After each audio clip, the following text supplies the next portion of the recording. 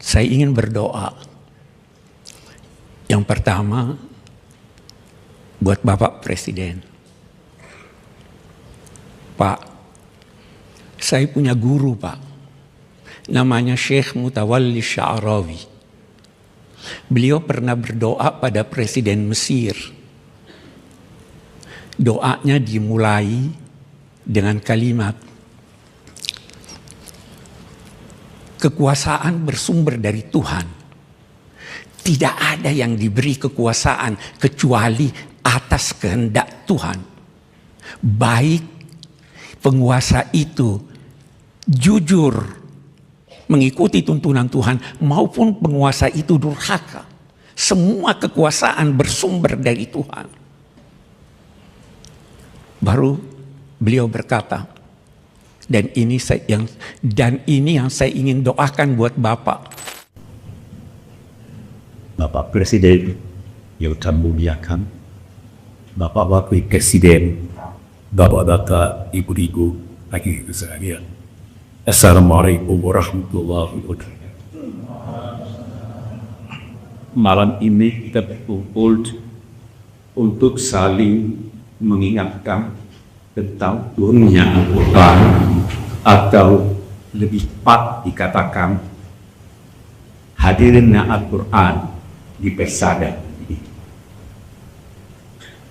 Al-Quran adalah nama bagi kumpulan ayat-ayat Tuhan yang diturunkan kepada Nabi Muhammad.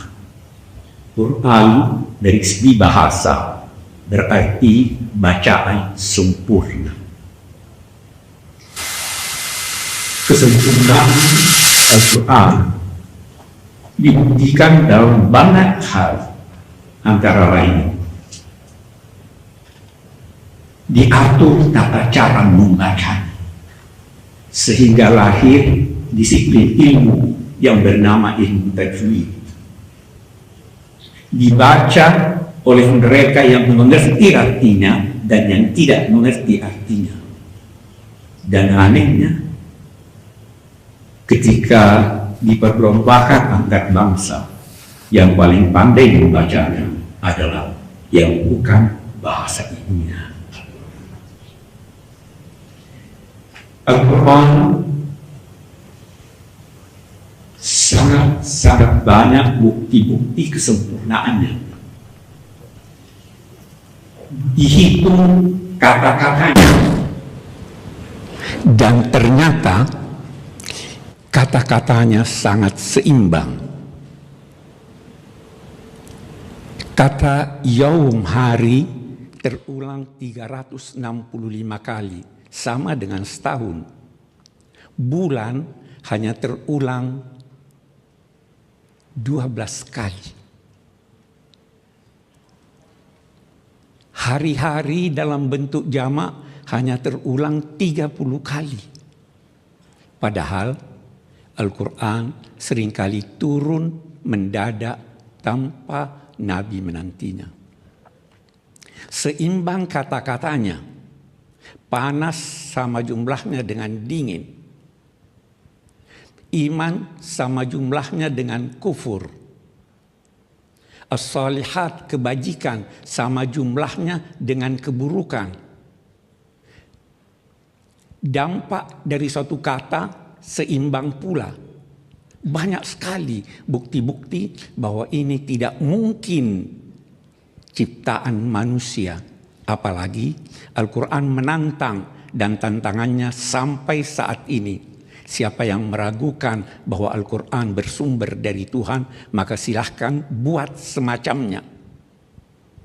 Walau hanya satu surah, yakni walau hanya 3 ayat Al-Quran. Keseimbangan kata-kata yang digunakan Al-Quran itu mengajarkan kita agar kita pun hidup seimbang.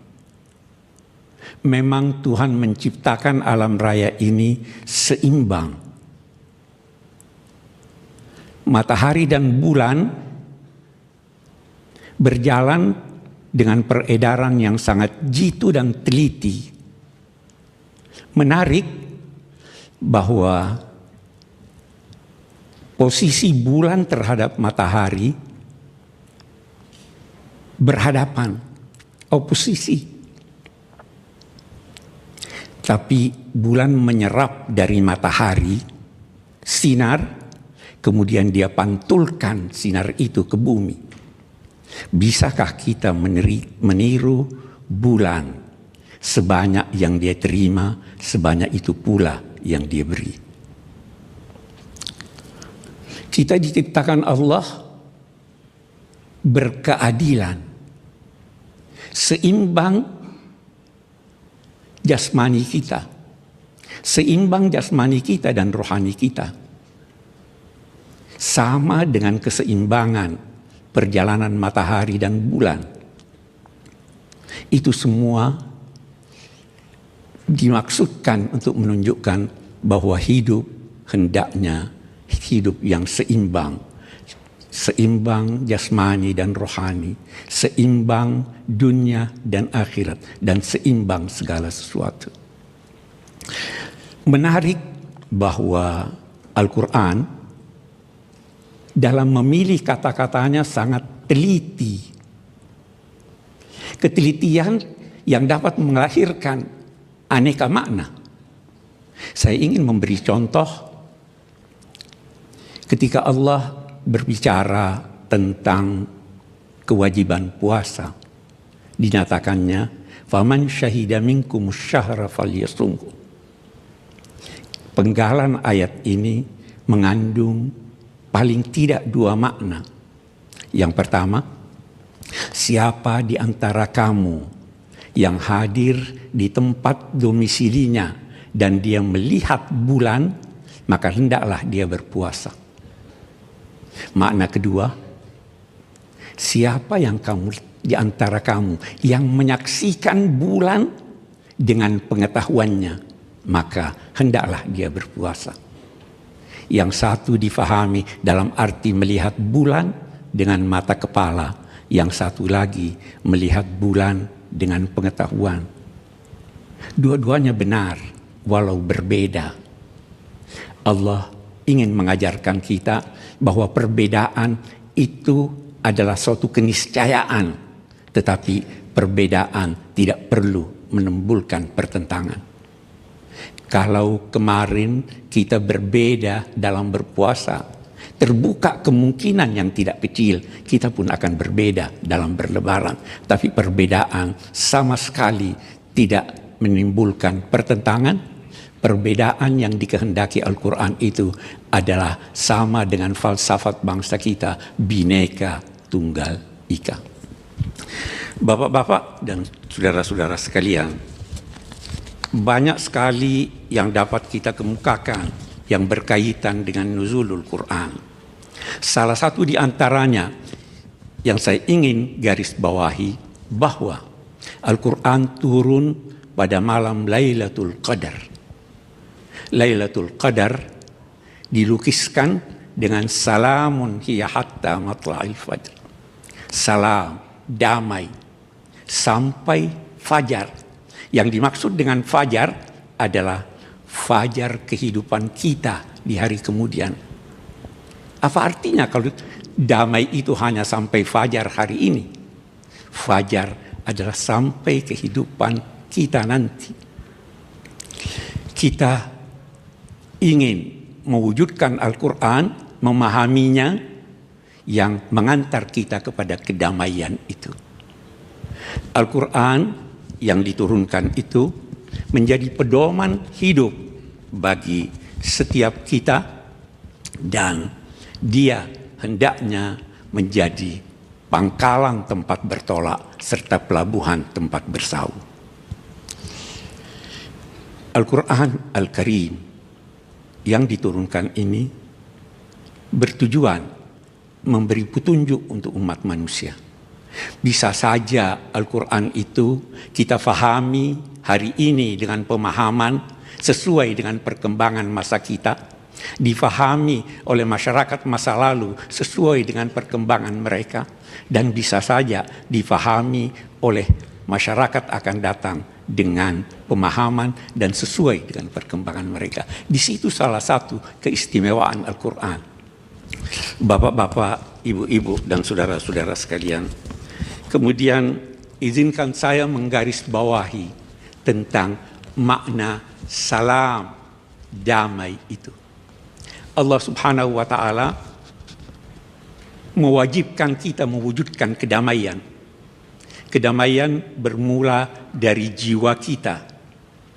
Kedamaian yang dari jiwa ini keluar ke tengah masyarakat kita, ke tengah masyarakat dunia. Kedamaian adalah dambaan semua manusia, dambaan semua agama. Sedemikian penting kedamaian ini sampai-sampai Al-Quran menyatakan apabila musuh mengajak kamu untuk berdamai, maka terimalah perdamaian itu. Kalau kamu khawatir mereka menipu kamu, maka jangan hiraukan, Allah akan bersama kamu.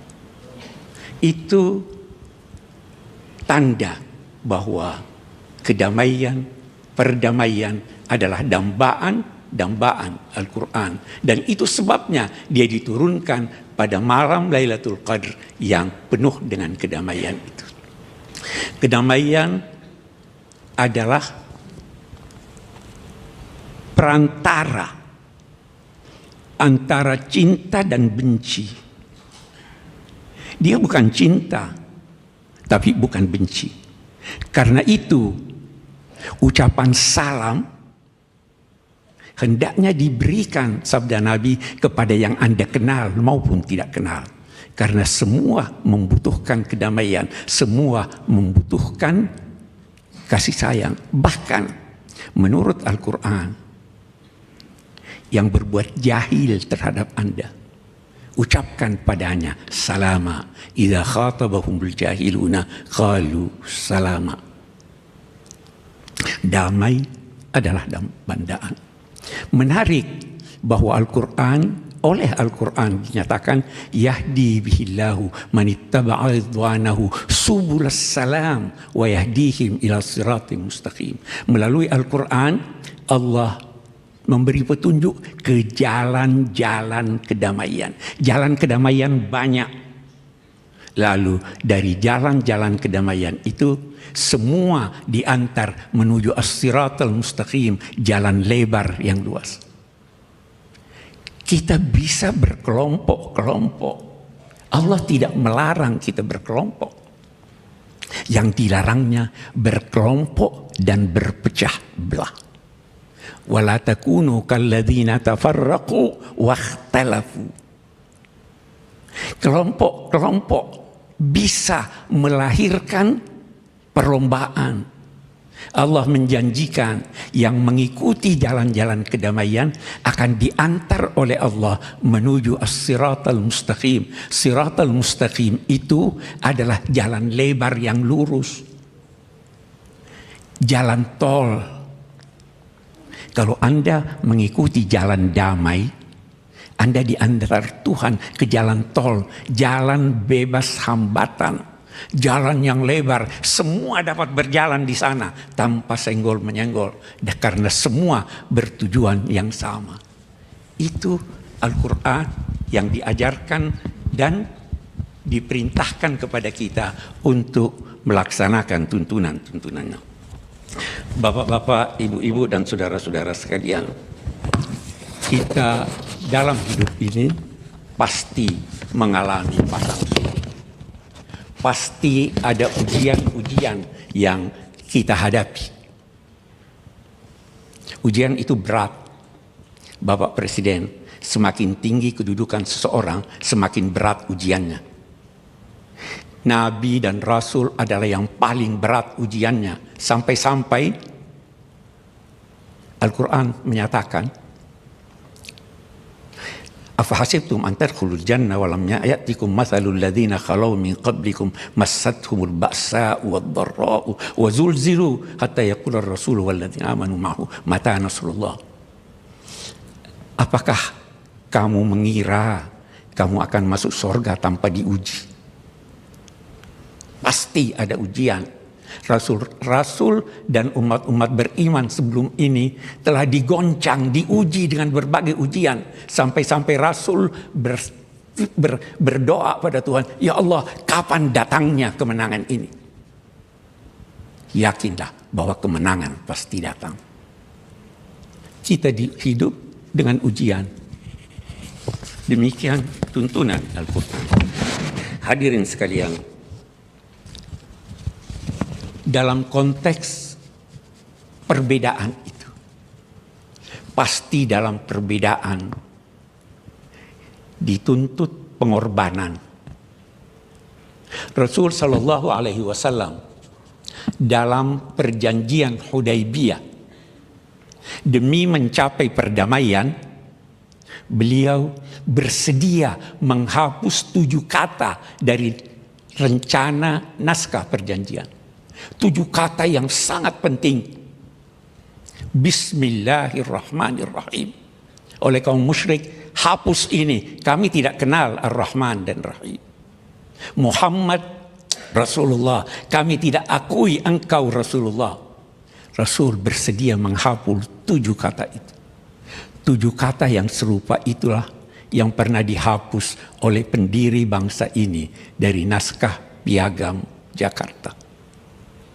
Melaksanakan syariat Islam bagi pemeluknya. Kita hapus demi perdamaian. Kita hapus demi persatuan. Itulah tuntunan Al-Quran yang diajarkan kepada kita. Bapak-bapak, ibu-ibu, dan saudara-saudara sekalian, kalau kita berkata perdamaian, perlu diingat bahwa kita ingin damai, tapi kita tidak ingin mengorbankan keadilan. Kita ingin damai, tetapi keadilan pun hendaknya kita tegakkan. Dan ketika menegakkan keadilan, Al-Quran berpesan, jangan sampai kebencianmu kepada satu kaum menjadikan engkau tidak berlaku adil. Bapak-bapak, ibu-ibu, saudara-saudara sekalian, banyak definisi keadilan. Menempatkan segala sesuatu pada tempatnya. Memberikan pemilik hak-haknya dengan cara yang terbaik dan tercepat. Dan ada lagi satu, ketika Plato berdiskusi dengan filosof-filosof pada masanya, ada yang memberi definisi keadilan. Katanya, keadilan adalah keberpihakan kepada yang kuat. Plato tidak setuju. Tapi sebahagian ulama Islam setuju. Hanya bapak-bapak, ibu-ibu sekalian, persetujuannya dikaitkan dengan sambutan Sayyidina Abu Bakar waktu pelantikan beliau sebagai pemimpin umat Islam. Sambutannya berkata demikian, singkatnya, saya bukan orang yang terbaik di antara kamu. Kalau saya benar, bantu saya. Kalau saya keliru, luruskan saya. Baru dia katakan, yang kuat di antara kamu lemah di sisiku, sampai aku mencabut hak orang lain yang diambilnya. Yang lemah kuat di sisiku, sampai aku mengembalikan haknya kepadanya yang diambil oleh yang kamu namai kuat. Bapak Presiden, kalau ini kita terapkan, keadilan dan kedamaian akan tercapai. Niat Bapak untuk memberantas korupsi dapat dilakukan dengan adil melalui pemahaman Sayyidina Abu Bakar. Hadirin sekalian, saya tidak ingin berpanjang-panjang. Saya berterima kasih diberi kepercayaan untuk berbicara dan menyampaikan apa yang saya rasa perlu kita sadari bersama. Saya ingin berdoa. Yang pertama, buat Bapak Presiden. Pak, Saya punya guru, Pak. Namanya Syekh Mutawalli Sya'rawi. Beliau pernah berdoa pada Presiden Mesir. Doanya dimulai dengan kalimat, kekuasaan bersumber dari Tuhan. Tidak ada yang diberi kekuasaan kecuali atas kehendak Tuhan. Baik penguasa itu jujur mengikuti tuntunan Tuhan maupun penguasa itu durhaka. Semua kekuasaan bersumber dari Tuhan. Baru beliau berkata, dan ini yang saya ingin doakan buat Bapak. Katanya,